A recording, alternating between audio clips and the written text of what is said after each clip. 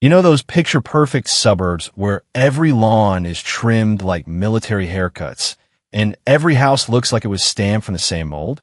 Yeah, that's Pine Ridge Estates, just outside Chicago. On the surface, it's heaven. Kids riding bikes, barbecues on weekends, the kind of place where you wave at neighbors and pretend everything's fine.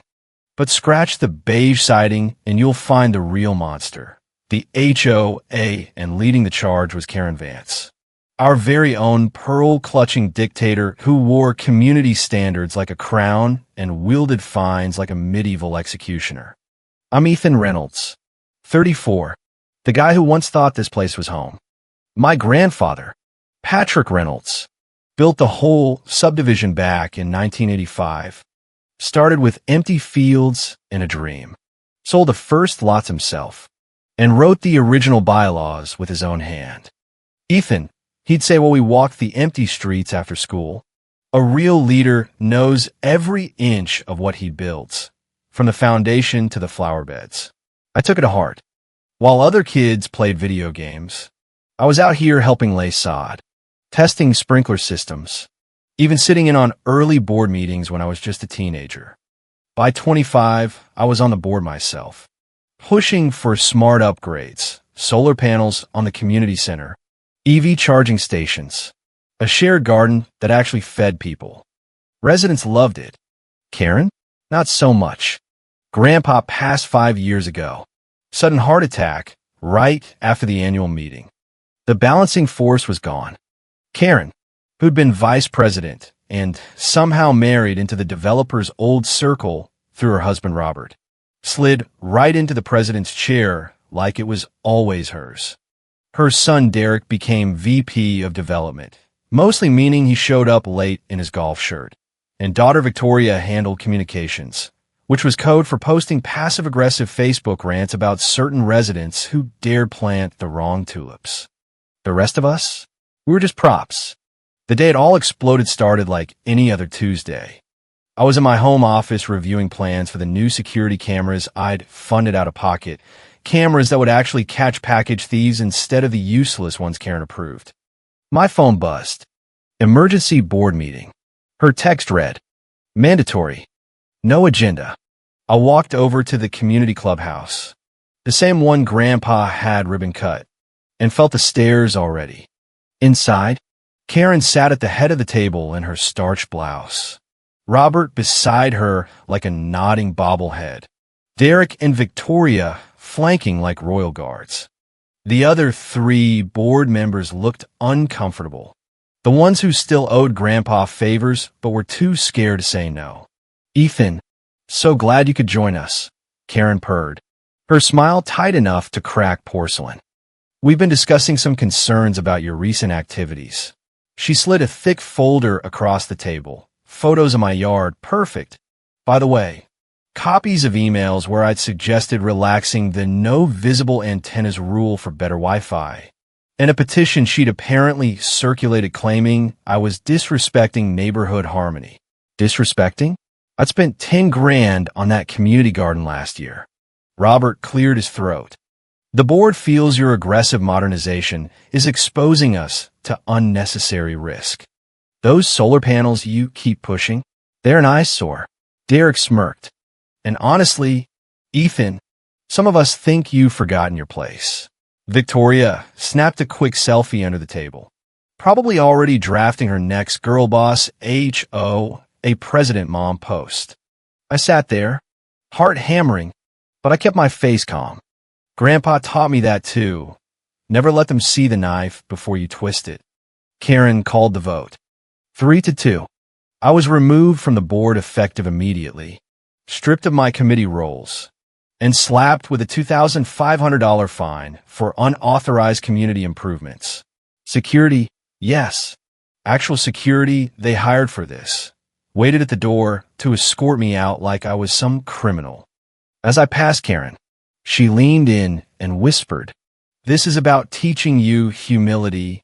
Ethan, you've forgotten the hierarchy here. Maybe some time away will remind you." Derek couldn't resist. "Don't worry, cousin in spirit. I'll take good care of your parking spot at the clubhouse." That view of the pond is wasted on limited vision. I straightened my shirt, looked each of them dead in the eye. Interesting choice of words: humility, place, limited vision. I'll remember those. Karen's eyebrow twitched. Is that a threat? I smiled. Not at all. Just taking notes for future reference. Outside, the summer sun hit me like a slap. Residents were already whispering on their lawns. Karen's text blast had gone out before I even reached my car. Did you hear? Ethan got removed for breaking rules again. I drove home in silence. But inside my head, Grandpa's voice echoed. Always have a backup plan. Son, the best moves are the ones nobody sees coming. That night, I sat on my back porch, staring at the identical houses glowing under streetlights.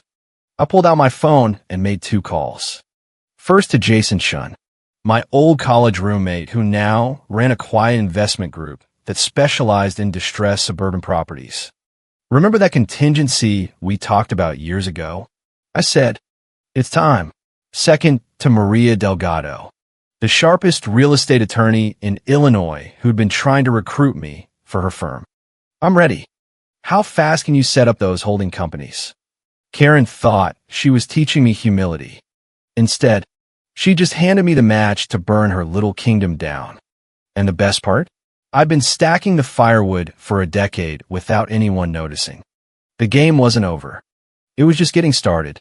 The 6 months after my board ousting were pure theater. While Karen and her crew paraded around the neighborhood like they'd won the lottery, I played the role of the humbled ex-board member to perfection. I took a low-profile consulting gig with a local tech firm, made sure word got back through the grapevine that I was settling for less. Derek texted me at midnight once. Heard you're coding apps now. How's that humility lesson treating you?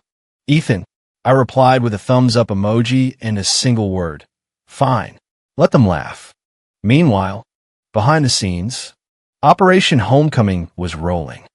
Jason's team quietly bought up every distressed property that came on the market. Foreclosures. Divorces. That one old widow who moved to Florida.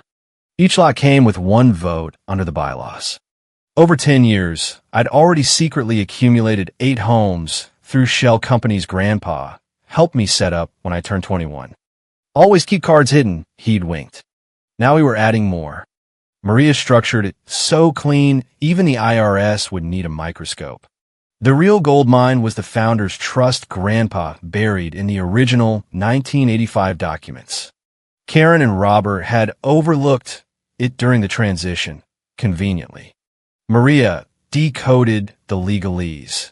Any third-generation descendant who'd actively contributed to community operations for over a decade controlled a weighted block of votes. That was me, combined with the properties. We were creeping toward 51%. Karen's reign of terror kicked into high gear. First, she banned American flags on poles longer than 4 feet, too divisive. Then she fined Mrs. Alvarez $300 for her rose bushes being 2 shades too pink. The community WhatsApp group exploded with passive-aggressive memes. I watched from my window as Karen's golf cart. Yes, she had a branded HOA golf cart. Cruised the streets, clipboard in hand, measuring grass with a literal ruler. One Saturday, she stood on poor Mr. Jenkins' lawn screaming about dandelion invasions, while her own backyard had a jungle of weeds she paid a gardener to hide. I collected every receipt, every photo, every recorded voice memo of her screaming at residents. Dark humor kept me sane. Residents started calling her Ruler Karen behind her back, but nobody dared say it to her face. Victoria's Instagram stories were comedy gold, just keeping her neighborhood pristine. Besties, HOA Life, girl boss president. In one, she posed next to a no parking sign she'd just installed, right in front of her own guest house where Derek's yacht-sized SUV sat daily. My dad, still living 2 streets over and quietly seething, fed me intel during our weekly innocent dinners. She's turning Patrick's vision into her personal fiefdom, he'd mutter over coffee. Board's getting nervous. The defense, sorry. The security contract you lined up is falling apart under Derek's leadership. Perfect. Nervous board members were exactly what Maria needed. We started subtle outreach through old friends, planting seeds of doubt. The breakthrough came from Margaret, Grandpa's retired secretary who still lived in the original model home. She called one rainy evening. "Ethan, your grandfather knew Karen's type. He wrote safeguards." I kept copies. She slid a yellowed folder across her kitchen table. Trust amendments that gave active contributors veto power on aesthetic changes. Maria's eyes lit up when I showed her. This is ironclad. Karen assumed nobody would ever read the fine print. By month 5, we controlled 38% through properties alone. The trust added another 15. We just needed a few more percentage points. Karen, drunk on power, announced the grand 40th anniversary gala and annual meeting. "It's going to be legendary," Victoria posted. "Mommy's modernizing Pine Ridge. New era, HOA." 2 weeks before the meeting, I brought Dad fully in. He stared at the spreadsheets, then at me. "You learn from the best." His voice cracked. "Patrick always said you were the one who got it." I nodded. "This isn't revenge, Dad. It's restoration." The night before the meeting, I stood in Grandpa's old study, now my quiet command center, staring at his portrait. "Tomorrow they learn what the Reynolds name really means," I whispered. Karen thought she'd taught me my place. She was about to discover I'd never left the game. I adjusted Grandpa's old tie pin on my lapel, the one he wore to every groundbreaking. Game on. Dawn broke cold and clear over Pine Ridge the morning of the annual meeting, typical October Chicago bite in the air. I stood in front of my mirror, Grandpa's tie pin glinting like a quiet promise. The Grand Pavilion, our community clubhouse upgraded with my old budget proposals, was decked out like a corporate gala. Banners screamed 40 years of excellence, but the largest portrait on the stage wasn't Grandpa's. It was Karen's, freshly commissioned, her smile painted wider than her actual face ever stretched. I slipped in through a side entrance, waiting in the green room while the ballroom filled. Jason arrived with a tablet showing live share. "Sorry, lot counts." Maria carried the thick binder of legal docs. "Everything's locked," she said. "Trust language is bulletproof." At exactly 9 a.m., Karen took the podium in a power red blazer. Robert in the kids' front row. "Phone's already out." "Welcome, Pine Ridge family," she beamed. "Today we celebrate 40 years and unveil my bold vision for modernization." The slides started, cost-cutting that gutted the garden program, outsourcing security to the cheapest bidder, and, my favorite, a new rule banning any non-approved solar installations because they ruin curb appeal. Residents shifted uncomfortably. I watched through the cracked door as Mrs. Alvarez clutched her purse tighter. "And now," Karen declared, reaching the climax of her speech, "I call for a vote on these initiatives. As president and majority voice." "That's where you're mistaken about majority," I said, stepping into the light. The room went graveyard silent. Karen's hand froze mid-gesture. Derek dropped his phone. Victoria's selfie stick clattered. Gasps rippled like a wave. "Ethan," Karen recovered with a brittle laugh. "This is a private homeowners meeting. Security." I raised a hand. As a major lot owner and trust beneficiary, I have every right to be here. Maria began distributing the thick packets. Board members flipped pages, faces shifting from confusion to dawning horror. Karen snatched one, her manicure digging into the paper. "This is impossible," she hissed. "Those trusts were dissolved years ago." "Were they?" I stepped to the podium, calm as still water. "Or did you just assume nobody would ever claim them?" I nodded to Jason. He connected his tablet, and the ownership diagram exploded on the giant screen, color-coded. Irrefutable. 51%. Gasps turned to murmurs. Karen's face drained of color. "You planned this?" "No," I said evenly. "I prepared. Every time you measure my grass with a ruler, Every time you find a widow for her holiday lights. Every time you call me limited vision, I took notes. Grandpa taught me the moves nobody sees coming. Robert stood, blustering. This is a coup. Maria smiled sweetly. Actually, it's governance. The bylaws are clear. Mr. Reynolds now controls the board. The next 90 minutes were a blur of motions. Legal objections that crumbled under Maria's documents. And stunned silence as the vote passed unanimously. I was installed as new president. Dad restored to operations lead. Karen, Robert, Derek, and Victoria removed. Offered ceremonial advisory seats, pure mercy. Karen's voice cracked for the first time. You can't do this. The residents love our standards. A quiet laugh rippled from the back. Old Mr. Jenkins, the one she'd fined for dandelions.